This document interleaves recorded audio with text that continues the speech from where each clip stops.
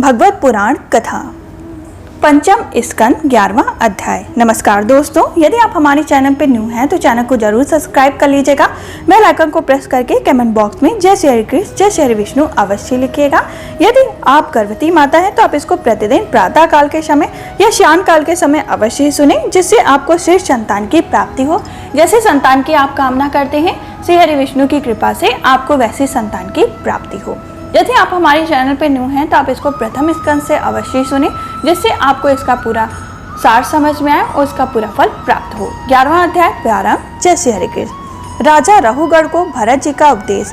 जब भरत जी ने कहा, राजन तुम अज्ञानी होने पर भी पंडितों जन के समान ऊपर ऊपर की तर्क वितर्क युक्त बात कह रहे हो, इसलिए श्रेष्ठ ज्ञानियों में तुम्हारी गणना नहीं हो सकती। तत्वज्ञानी पुरुष इस अविचार सिद्ध स्वामी सेवक आदि व्यवहार को तत्व विचार के समय सत्य रूप से स्वीकार नहीं करते।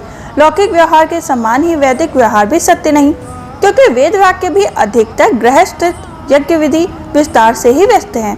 राग देश दोषों से रहित विशुद्ध तत्व की पूरी पूरी अव्यक्ति प्राय उनमें नहीं रहती, जिसे गृहस्थित अज्ञ कर्मों में प्राप्त होने वाले स्वर्ग सुख स्वप्न के समान है नहीं जान पड़ता, उसे तत्व ज्ञान कराने में साक्षात उपनिषद भी वाक्य भी सामर्थ्य नहीं।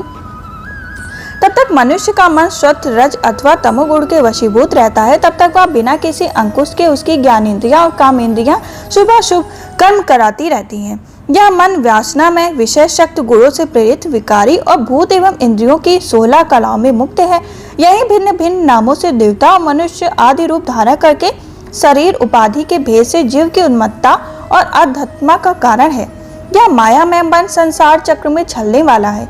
यही अपनी देह के अभिमान को जीव से मिलाकर उसे काल चक्र में प्राप्त कर हुए सुख दुख और इनसे व्यतीत होने वाले मोह रूप अवश्य संभी फलों की अभिव्यक्ति कराता है। वीरवन 5 कामेंद्रियां, 5 ज्ञानेंद्रियां और अहंकार, ये 11 प्रकार के मन की प्रवृत्तियां हैं, तथा 5 प्रकार के कर्म, 5 तंत्र मत और 1 शरीर, ये 11 उनके आधारभूत विषय कहे जाते हैं।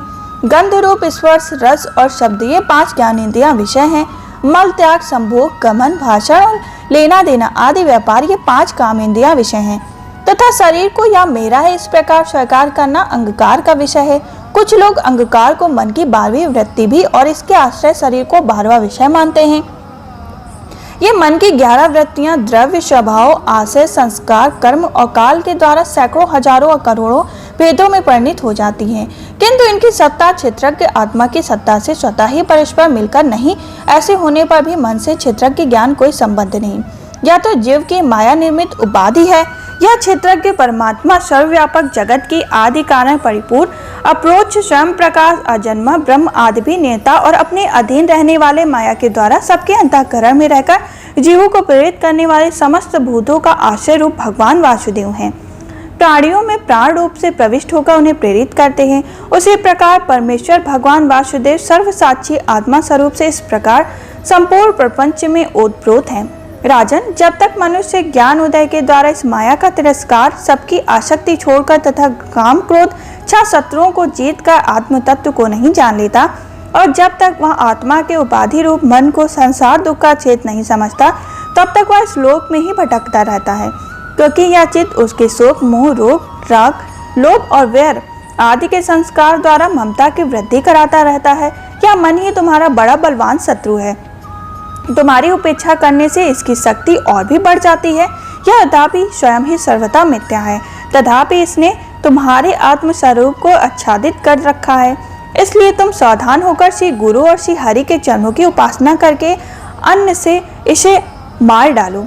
इस प्रकार हमारा 11वां अध्याय संपन्न हुआ, जिसमें जड़ भरत ने रहुगढ़ को उपदेश दिया। अब हम मिलेंगे 12वें अध्याय में, जिसमें रहुगढ़ का प्रश्न और भरत जी का समाधान होगा।